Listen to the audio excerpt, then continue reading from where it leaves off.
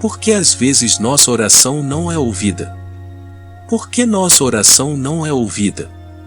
Na carta do apóstolo Paulo aos Filipenses capítulo 4 versículo 6 a palavra do Senhor diz: Não estejais inquietos por coisa alguma, antes, as vossas petições sejam em tudo conhecidas diante de Deus, pela oração e súplicas, com ação de graça.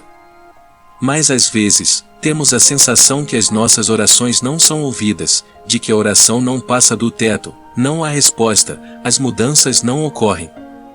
Deus tudo ouve, mas qual o motivo do silêncio que aperta o coração? Há algo errado. O Senhor Deus alerta sobre a necessidade do compromisso, para que as nossas petições subam diante do seu trono de glórias, porque no Evangelho de João 9,31 está escrito: Deus não ouve a pecadores, mas se alguém é temente a Deus e faz a sua vontade, a esse ele ouve.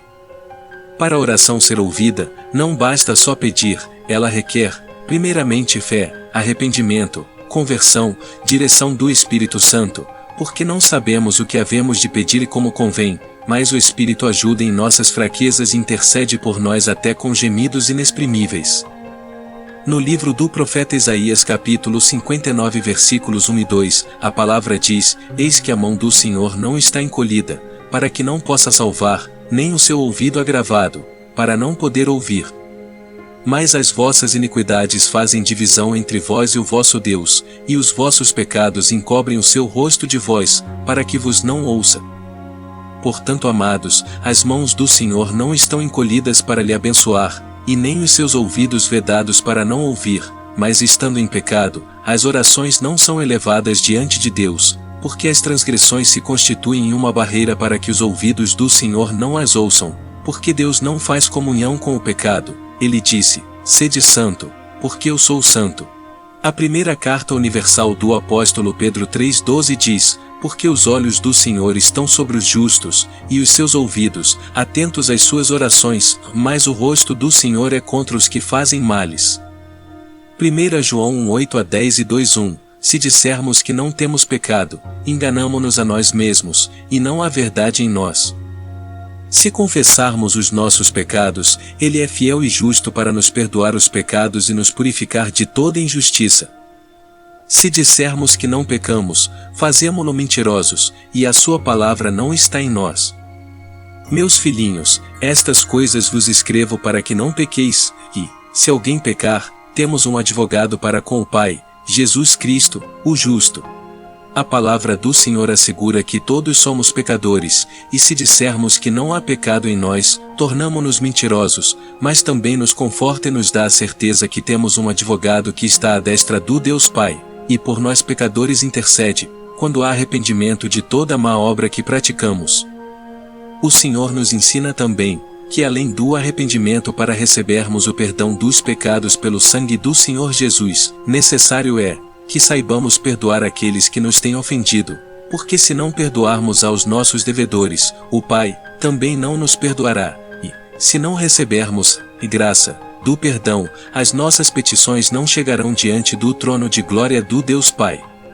Mais à frente, o Senhor Jesus nos ensina como devemos nos dirigir ao Pai, não com hipocrisia, falsidade, nem para sermos vistos pelos homens, mas com humildade e pureza de coração.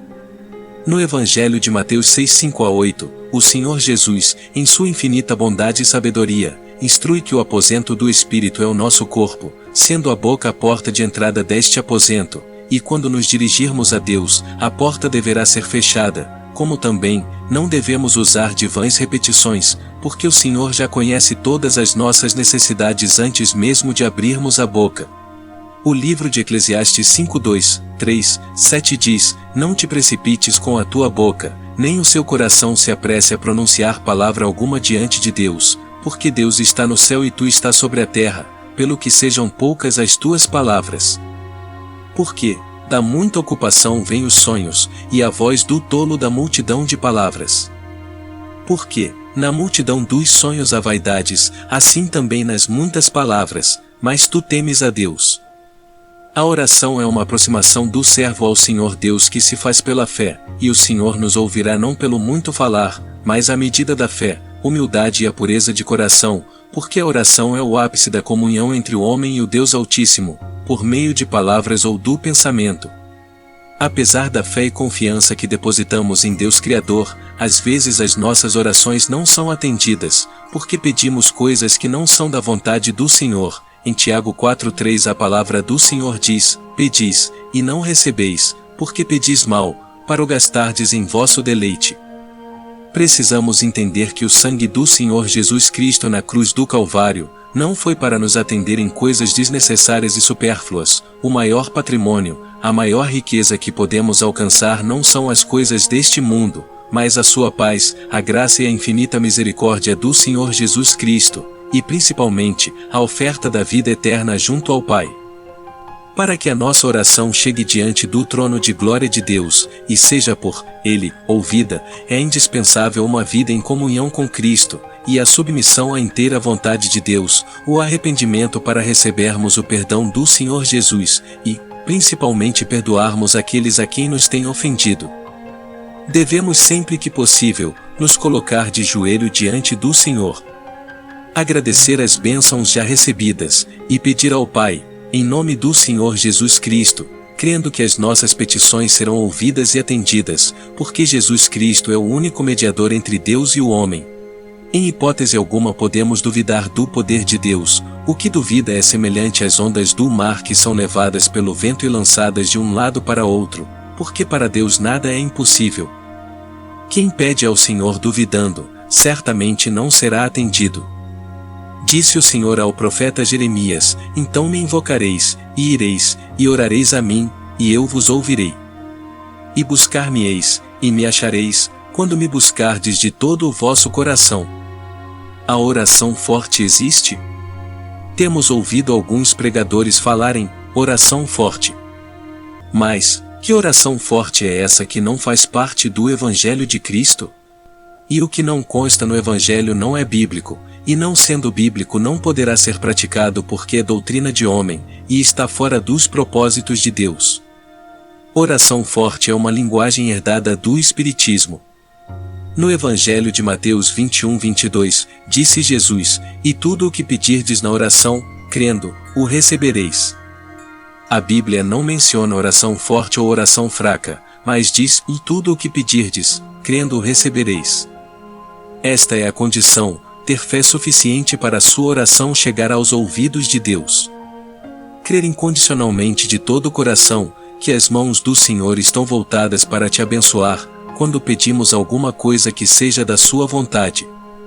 Na Carta Universal do Apóstolo Tiago 5:15-16 diz: A oração da fé salvará o doente, e o Senhor o levantará, e se houver cometido pecados, ser-lhe-ão perdoados.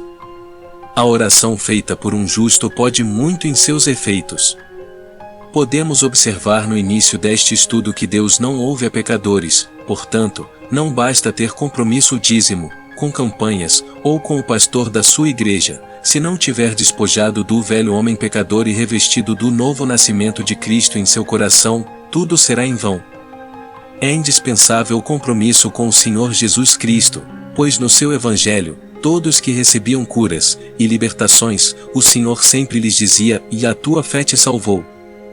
Não há referência alguma de Cristo dizendo: E a tua fé te curou. Porque pela fé, vem a graça do Senhor Jesus Cristo e a oferta da salvação para a vida eterna.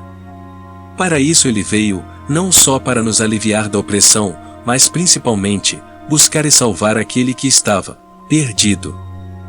Deus te abençoe. Compartilhe. Canal Mini Estudo.